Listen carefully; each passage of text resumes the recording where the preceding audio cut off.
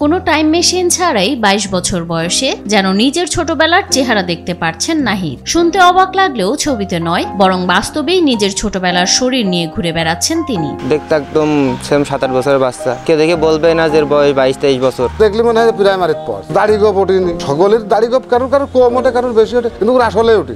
School কলেজের গণ্ডি পেরিয়ে এখন অনার্সের শিক্ষার্থী নাহিদ। প্রবল ইচ্ছে শক্তির কাছে কোনো কিছুই যে বাধা হয়ে দাঁড়াতে পারে না, নাহিদ যেন তার জ্বলন্ত প্রমাণ। আমি অনার্স সেকেন্ড ইয়ারে পড়ছি, অনেকে আমাকে অনেক নিউজে দেখছেন।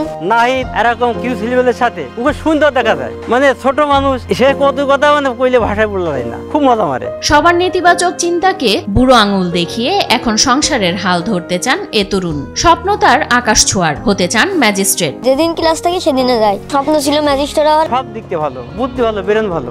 আমার নাতি ছেলের সঙ্গে লেখাপড়া করে, আমার নাতি ছেলেও বিয়ে পড়ছে, এখন ও ওই রকমই আছে, অতটুকুই আছে, বাইলো না, ৫ ওয়াক্ত নামাজ পড়েও। তবে অন্য সব শিশুর মতো মোটেই সহজ ছিল না নাহিদের এ পথ চলা। নানা কটু কথার মুখে পড়েও এগিয়ে গেছেন বুক ফুলিয়ে। আমার কোনো অনুভূতি নেই আর কি। অনেকে অনেক খারাপ কথা বলতো, কিন্তু এখন আর কেউ বলে না কোনো কিছু। আমাদের বড়, তা আমাদের মতো দায়িত্ব চাহিদা বেড়ে ওঠেনি, অনেক কথা বলে, আগে বড় কথা বলতো, এখন তেমন একটা বলে না, আমাদের সাথে থাকে। আর আমরা আমাদের মিয়া ভাই তার সেই সম্মানটুকু দিই, কেউ কোনো খারাপ কথা বলবে এরকম সুযোগ কারোর দিই না। 7 বছর বয়সে নাহিদ উপলব্ধি করতে পারেন তার বৃদ্ধি স্বাভাবিক নয়। সমবয়সীদের বেড়ে ওঠার সাথে তাল মেলাতে না পেরে একসময় চিন্তায় ভেঙে পড়লেও এখন আর সেসব নিয়ে ভাবেন না তিনি। 7 থেকে 8 বছরের সময় আমি বুঝতে পারলাম যে আমার যারা ছোট তারা আমার থেকে বড় হয়ে যাচ্ছে, কিন্তু আমি বড় হচ্ছি না, এই থেকে বুঝতে পারছি না। মাত্র 4 ফুট উচ্চতার নাহিদকে দেখতে ছোট শিশুর মতো মনে হলেও তার বয়স 22 বছর। তবু ছোট ছেলেমেয়েদের সাথে প্রতিদিন নিয়ম করে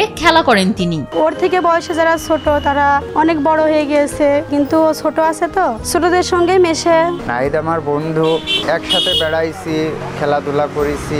আমাদের এলাকার যে ছোট পোলাপান আছে তাদের সাথেই আর কি খেলাধুলা করে। হরমোনের সমস্যা থাকায় স্বাভাবিকভাবে বেড়ে উঠতে পারেননি নাহিদ। তবু বোঝা হয়ে নয়, পরিবারের শক্তি হয়েই পাশে দাঁড়াতে চান তিনি। যদি আমার জন্য কোনো চাকরি বা কোনো কিছু করতে পারেন, আমাকে সাহায্য করবেন, যাতে আমি আমার বাবা মার পাশে দাঁড়াতে পারি। ঝিনাইদহের হরিণাকুণ্ডু উপজেলায় 2002 সালে আরেফ মালিথা ও পারভিনা বেগমের ঘর আলো করে জন্ম নেন নাহিদ। আমার 2 মেয়ে আর 1 ছেলে।